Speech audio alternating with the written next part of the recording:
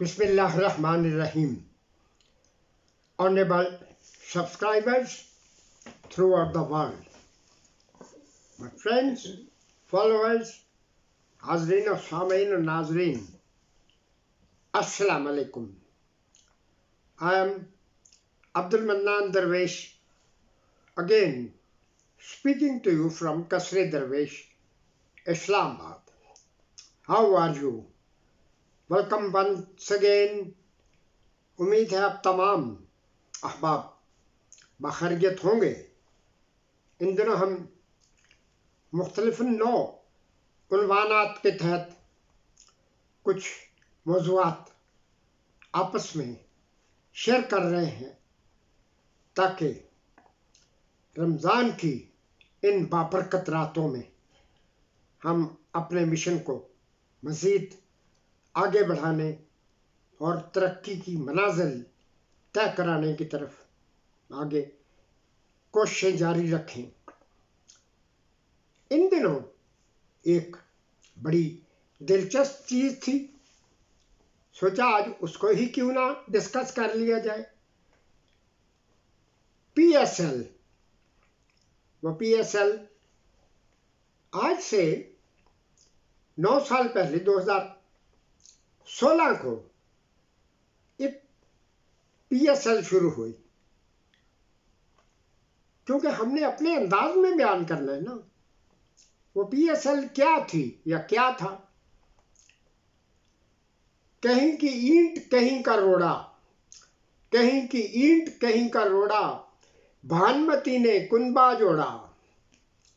5 भानुमतियां जो पैदा हो गईं हमारे मुल्क में, उन्होंने मिलके अपने अपने कुनबे बनाने शुरू किए। कराची किंग्स, लाहौर कलंदर, पेशावर ज़ालमे, क्वेटा ग्लेडिएटर और इस्लामाबाद यूनाइटेड।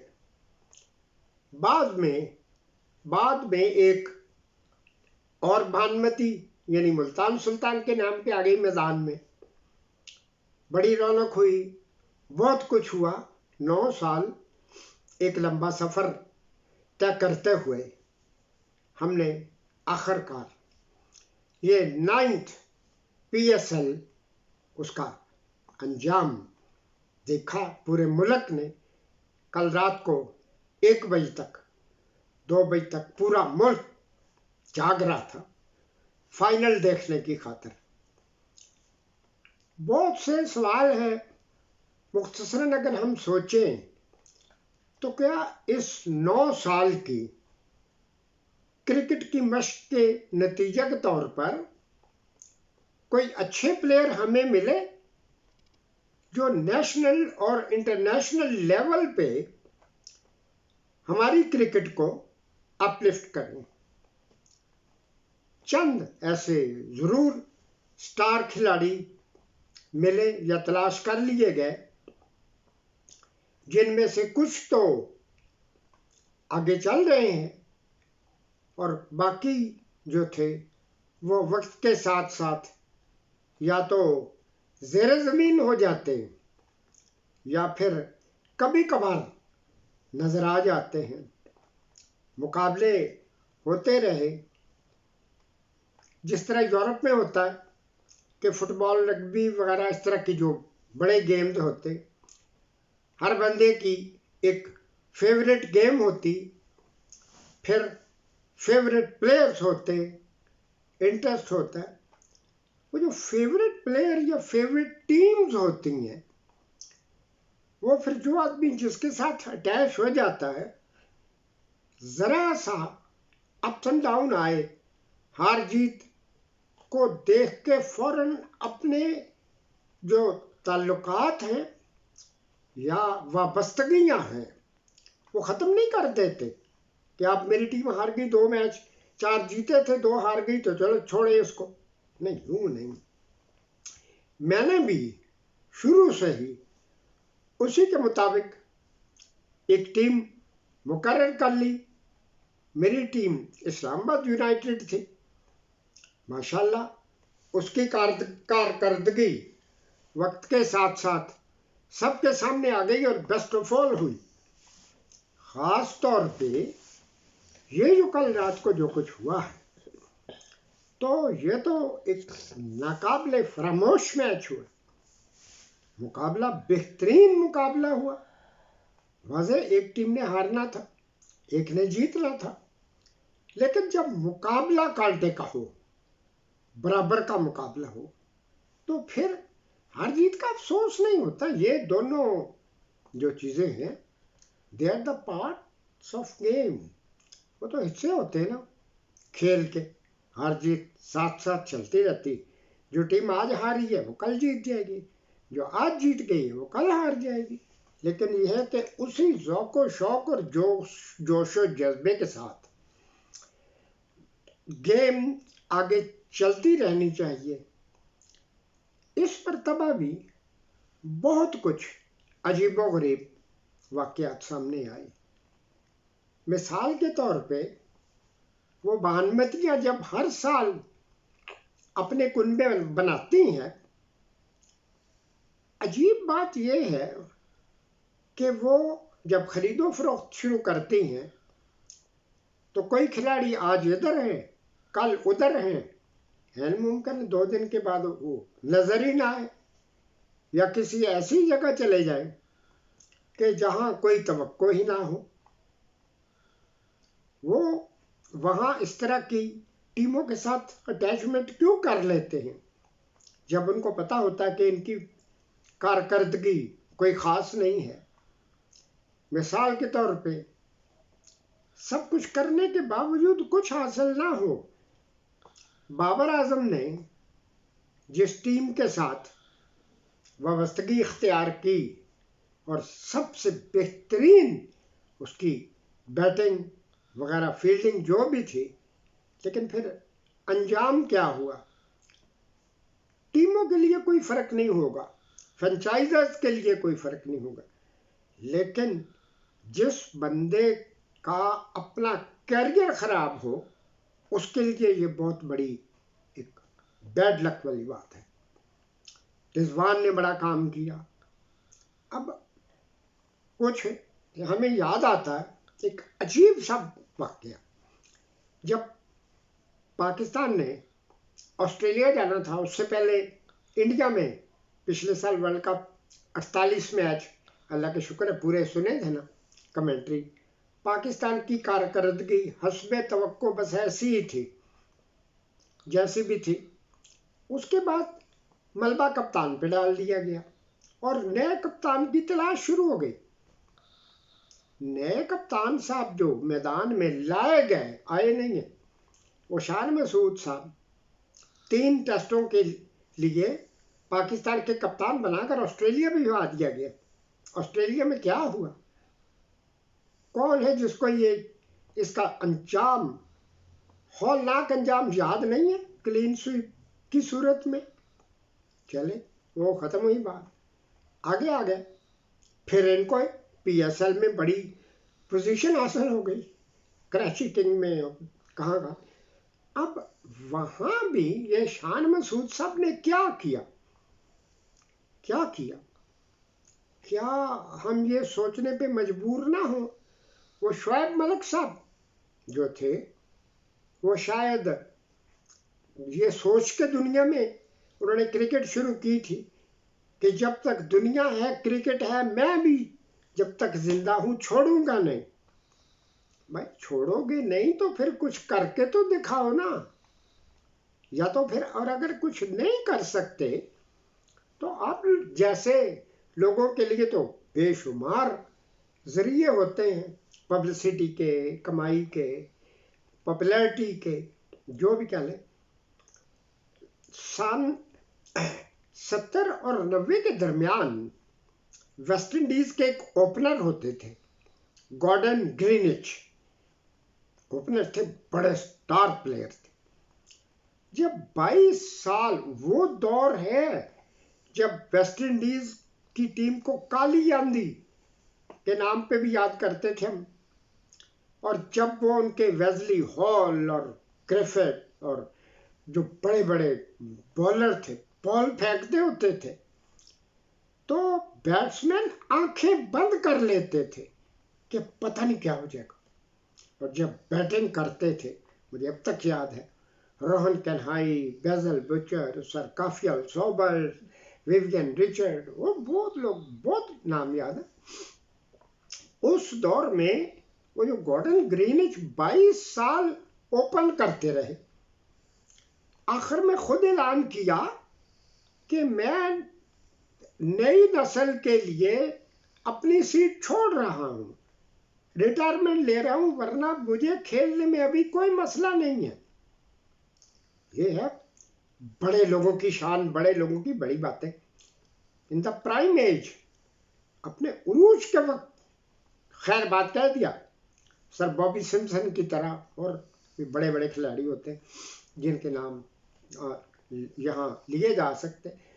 तो उसके बाद वो फिर जो भी हुआ, तो ये हमारे खिलाड़ियों को ये बात क्यों समझ में नहीं आ रही कि जब मसलन हमारे बड़े अजीम खिलाड़ी फजल महमूद साहब, हनीफ मोहम्मद, जवेद मियांदाद और इस तरह के लोग थे कि जिन्होंने बड़े बड़े मार्के किए थे, सरफराज भी एक दौर में थे, तो लेकिन वो बड़े खिलाड़ी तो हमारे चले गए वक्त के साथ। उन्होंने बिल्कुल, उन दिनों ये T20 और ये इस तरह की लीग वगैरह का तो सिस्टम था कोई नहीं, लेकिन बाकी जो खिलाड़ी हैं, क्या वो इतने ही मजबूर हैं पैसे के हाथों कि वो अपनी पूरी जिंदगी की मेहनत चंद $1000 की खातिर जो बर्बाद कर लेते हैं?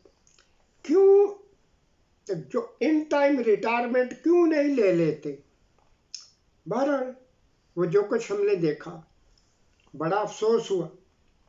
जिन खिलाड़ियों ने अच्छी कारकर्दगी दिखाई, उसमें भी एक बहुत अजीबोगरीब सी बात सामने आई। कुछ खिलाड़ी अचानक रिटायरमेंट का ऐलान कर देंगे क्योंकि उनको समझ आ रहा होता है कि हमारी कारकर्दगी अब उस लेवल की नहीं है।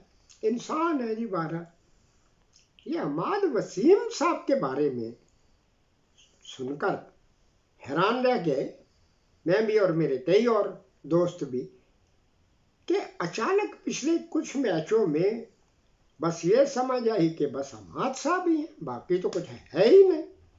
और आखिर तक ये मामला चलता रहा और फरमा रहे थे कि मैं तो अभी 4-5 साल मेरी क्रिकेट बाकी है। ये इसके पीछे क्या मामला है? क्या ये इस तरह की बात तो नहीं हो रही कि अब न्यूजीलैंड की टीम जब पाकिस्तान आएगी तो उसमें नया कैप्टन चाहिए ना? जो वो एक हमारे बुजुर्ग थे, बड़ी प्यारी बात कहा करते थे, अल्लाह मग़फ़िरत फरमाए, जैसे पिया चाहे वही सुहागन। पिया ने शान मसूद को पसंद किया, वो चला ही नहीं है। अब पिया साहब को ये इस तरह के जो है ये खिलाड़ी और तो नहीं नजर आ रहे, अहमद वसीम वगैरह, कि इनको कैप्टन बनाएंगे, क्या करेंगे ताकि कोई भी बड़ा प्लेयर जो है फिल वाकई जिसमें वो एबिलिटी हो। ये तो वक्त बताएगा कि क्या होगा। ज़्यादा दिन भी नहीं है, ईद के बाद 16 अप्रैल से वो सीरीज शुरू हो जाएगा, 5 T20 होंगे। तो बहरहाल ये वैसा वैसा चलता रहा और चलता रहेगा। अगर हम NGOs की तरफ देखें, ये जो NGO बहुत बड़े तेल के कुएं हैं, बज़ाहिर तो खिदमत खलक और उस तरह के मामला डिस्कस करते रहते हैं गाहे बगाहे, लेकिन हकीकतन तेल के कुएं हैं। और किन के लिए? मालिकान के लिए, जो मालिक बन गए उनके लिए तेल के कुएं ना। लेकिन हर तेल का कुआं, हर NGO 4-5 साल, 10 साल, 7-8 साल चलने के बाद उसको खुद ब खुद खत्म कर दिया जाता है, क्योंकि उनको अंदाजा हो जाता है कि अब आहिस्ता आहिस्ता लोगों को अंदर के भेद खुलने, लोगों तक अंदर के भेद पहुंचने शुरू हो गए हैं। एक बदल लेंगे, दूसरा नाम रख लेंगे, तीसरी कर लेंगे, चौथी कर लेंगे। और दलील क्या देते? इस्लाम में अगर 4 औरतें रखी जा सकती हैं भैया वक्त, तो 4-4 8-8 NGO क्यों नहीं रखी जा सकती। शुक्र है वो बड़ों का हवाला नहीं देते। तो बहरहाल क्या ये PSL 1-8 साल के बाद ख़त्म हो जाएगी जिस तरह? इससे पहले एक ज़माने में पाकिस्तान में T20 क्रिकेट का बड़ा रवाज था। अजीब अजीब टीमें, आपको याद होगा वो पेशावर पैंथर और कराची डॉल्फिन और सियालकोट स्टाइलियस और इस तरह की टीमें थी वो, लेकिन वो देखते ही देखते सब कुछ गायब हो गया ना, क्योंकि लोगों को पता चल गया कि ये बानमतियां हैं, ये टीमें नहीं है। खरीद के इधर उधर कुछ दिन चले, उसके बाद गए, नए नामों से काम शुरू हो गया। तो बहरहाल आज हम खुश हैं इस बात पे कि पूरी कौम ने बढ़ चढ़ कर दिलचस्पी ली। PSL में कोई भी टीम जीती, सब लोगों ने खुशियां मिलकर मनाई, जीती हुई हारी हुई। टीम तो अच्छी खेली। मुझे फिर वही वाली बात याद आती जब 2003 में रग्बी यूनियन का वर्ल्ड कप ऑस्ट्रेलिया न्यूजीलैंड में हुआ, और जब सिडनी में फाइनल हुआ ऑस्ट्रेलिया और इंग्लैंड का, बहुत बड़ा फाइनल था, बहुत बड़ा फाइनल। आखिरकार वो जो ऑस्ट्रेलिया हार गया, इंग्लैंड जीत गया। पूरी रात ऑस्ट्रेलिया में सिडनी वगैरह इधर उधर जो जश्न आम लोगों ने देखे कि क्या बात। चलो इंग्लैंड वाले तो विनर थे, वो अपनी फतह का जश्न मना रहे थे। ऑस्ट्रेलिया वाले उनसे भी बढ़कर, क्योंकि उनका मुल्क था, उनसे भी बढ़कर जश्न मना रहे थे। और कहा यह गया कि दोनों टीमों ने कोशिश की, हमारी ऑस्ट्रेलिया की टीम ने भी कोशिश की, अब एक नहीं जीतना था ना, कोशिश में कमी नहीं। क्या मतलब एक दिन हमारी टीम हार गई तो हम उसका साथ छोड़ देंगे? नहीं, ऐसा नहीं हुआ।